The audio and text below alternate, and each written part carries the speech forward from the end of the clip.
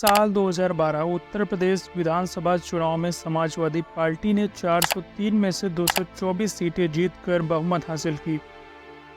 मुलायम सिंह यादव के लीडरशिप में हुए इस चुनाव में बेटे अखिलेश के हाथ प्रचार की कमान थी। दशकों से मुलायम का दाहिना हाथ रहे भाई शिवपाल यादव को कैंपेन से थोड़ा दूर रखा गया था। नतीजों के बाद मुलायम के घर में मुख्यमंत्री पद की शपथ के लिए शुभ मुहूर्त निकाला जा रहा था। कुल पुरोहित ने एक पर्चे पर मुलायम यादव का नाम, शपथ की तारीख और समय लिख कर दिया। तभी मुलायम ने पुरोहित से झुककर कुछ कहा और उन्होंने एक दूसरी पर्ची पकड़ा दी। इस पर्चे पर नाम था मुलायम सिंह यादव के बेटे अखिलेश यादव का। सब लोग समझ चुके थे कि मुलायम सिंह अपने बेटे अखिलेश को सत्ता सौंपने का मन बना चुके हैं। नमस्कार, मैं शिवम परिवार सीरीज के 5वें एपिसोड में कहानी उत्तर प्रदेश की सबसे बड़ी पॉलिटिकल फैमिली मुलायम सिंह यादव परिवार की। 22 नवंबर 1939 को इटावा के सैफई में सुगर सिंह के घर पर मुलायम सिंह यादव का जन्म हुआ और बहुत छोटी उम्र में ही उनकी शादी हो गई। इसलिए 1963 में बीए पास करने के बाद परिवार चलाने के लिए मुलायम सिंह यादव करहल इंटर कॉलेज में अंग्रेजी पढ़ाने लगे और वो पढ़ाने के साथ साथ समाजवादियों की रैली में जाते और कुश्ती किया करते थे। 1966 में मुलायम यूपी के मैनपुरी में कुश्ती लड़ रहे थे। इस दंगल में प्रजा सोशलिस्ट पार्टी के विधायक नत्थू सिंह भी मौजूद थे। मुलायम के दांव पेच देखकर नत्थू इतने खुश हुए कि उन्होंने उसी रोज मुलायम को राजनीति में अपना शागिर्द बना लिया। 1967 में उत्तर प्रदेश में सिंचाई के लिए पानी के दाम बढ़ चुके थे। किसान इसका विरोध कर रहे थे और राम मनोहर लोहिया ने कांग्रेस सरकार के खिलाफ मुहिम छेड़ रखी थी। वो सरकार के खिलाफ जबरदस्त भाषण दे रहे थे। लोहिया के भाषण से प्रभावित होकर मुलायम भी नहर रेट आंदोलन में शामिल हो गए। आंदोलन को दबाने के लिए कांग्रेस ने लोहिया को गिरफ्तार किया। वो 28 साल के मुलायम सिंह की गिरफ्तारी हुई, जिसने पूरे इलाके में मुलायम की इमेज एक जुझारू युवा नेता की बना दी।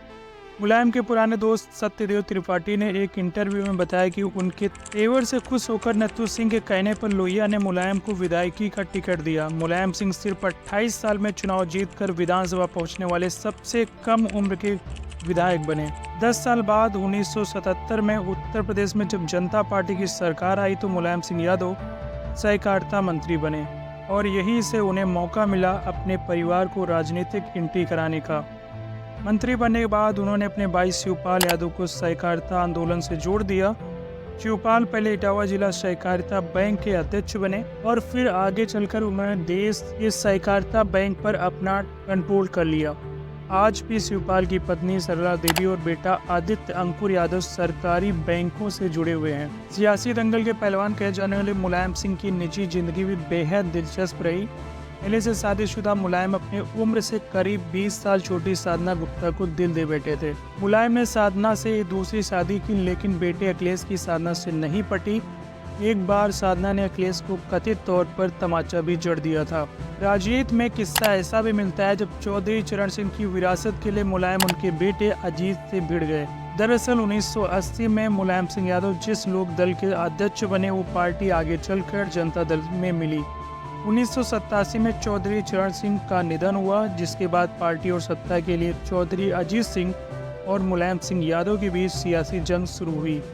इस जंग से ये हुआ कि लोक दल 2 हिस्सों में बट गई। एक हिस्सा हेमवती नंदन बहुगुणा के पास गया तो दूसरा अजीत सिंह के पास, और मुलायम के हाथ से न सिर्फ पार्टी गई बल्कि नेता प्रतिपक्ष की कुर्सी भी चली गई। इसके बाद लेफ्ट जनता पार्टी समेत 7 दलों को मिलाकर मुलायम ने क्रांति मोर्चा बनाया और चुनाव लड़े। उस समय यूपी में एक नारा दिया गया, जिसका जलवा कायम है उसका नाम मुलायम है। 1989 में मुलायम सिंह यादव विधानसभा चुनाव जीते और उत्तर प्रदेश के मुख्यमंत्री बने। शपथ ग्रहण के दौरान उन्होंने भावुक होकर कहा, लोहिया का गरीब के बेटे को मुख्यमंत्री बनाने का सपना साकार हो गया। 1989 में मुलायम ने बीपी सिंह के जनता दल से किनारा किया और चंद्रशेखर की समाजवादी जनता पार्टी में शामिल हुए। 1990 में जब कार सेवक बाबरी मस्जिद गिराने जा रहे थे तो मुलायम उत्तर प्रदेश के मुख्यमंत्री थे। पुलिस ने कार सेवकों पर लाठी और गोलियां चलाई थी, जिसमें 1 दर्जन कार सेवक मारे गए थे। इसके बाद मुलायम सिंह यादव को मुल्ला मुलायम कहा जाने लगा। इस घटना के बाद उनकी सरकार गिर गई और 4 अक्टूबर 1992 को चंद्रशेखर से विवाद के बाद मुलायम सिंह यादव ने अपनी नई पार्टी बनाई, जिसे नाम दिया समाजवादी पार्टी।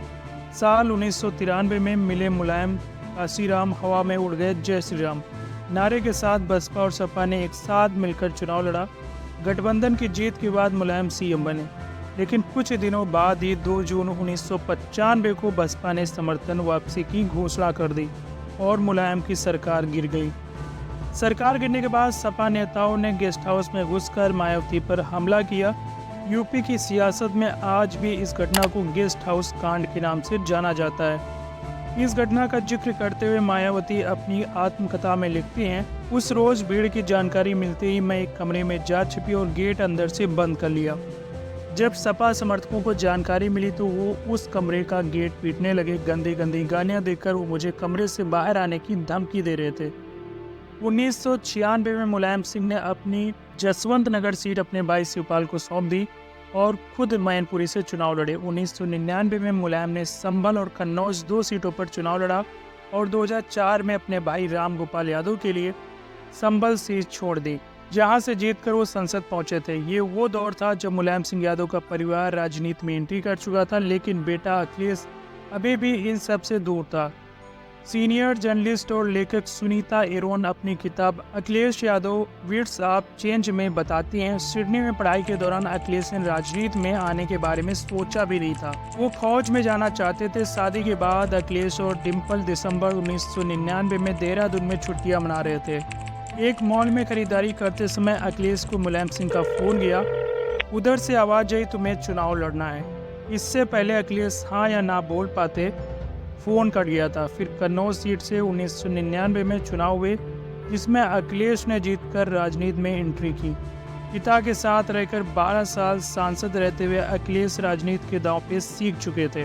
उत्तर प्रदेश में साल 2012 की विधानसभा में उन्होंने मायावती को सत्ता से बाहर करने के लिए 410 सभाएं और 12,000 किलोमीटर की रथ यात्रा की।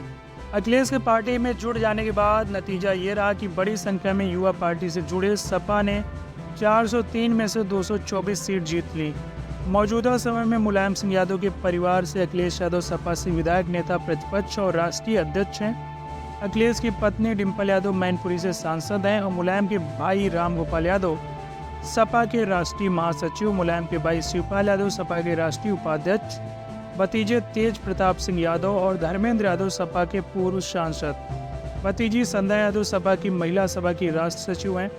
जब मुलायम ने अखिलेश यादव को सीएम बनाने का फैसला लिया था तो परिवार समेत पार्टी के कई वरिष्ठ नेता नाराज हुए, लेकिन मुलायम ने उन सबको मना लिया। हालांकि साइडलाइन होने से शिवपाल अपनी नाराजगी जाहिर करते रहे थे। मुलायम ने संतुलन बनाने के लिए एक मीटिंग बुलाई और कहा कि वो अपने भाई शिवपाल और दोस्त अमर सिंह के खिलाफ एक भी शब्द नहीं सुनेंगे। मीटिंग के बाद अखिलेश ने मंच से बोलते हुए अमर सिंह पर कुछ आरोप लगाए, जिस पर शिवपाल सिंह ने उनसे माइक छीन लिया और दोनों में हाथापाई हो गई। 2017 यूपी विधानसभा चुनाव के लिए अखिलेश ने बिना किसी से पूछे अपने चहेतों को टिकट दिया, जिससे नाराज होकर मुलायम ने अखिलेश को 6 साल के लिए पार्टी से निकाल दिया था। इस फैसले के बाद अखिलेश के समर्थक सड़कों पर आ गए। नतीजा ये हुआ कि उन्हें पार्टी का अध्यक्ष बना दिया गया, लेकिन नाराज शिवपाल ने पार्टी छोड़ दी। हालांकि 2022 विधानसभा चुनाव के दौरान वो फिर सपा में शामिल हो गए। 2024 लोकसभा चुनाव में शिवपाल बदायूं से चुनावी मैदान में हैं, वहीं अखिलेश यादव यूपी में विपक्ष का सबसे बड़ा चेहरा माने जाते हैं। परिवार राज सीरीज के अगले एपिसोड में एक और पॉलिटिकल फैमिली के दबदबे की कहानी जानेंगे। नमस्कार।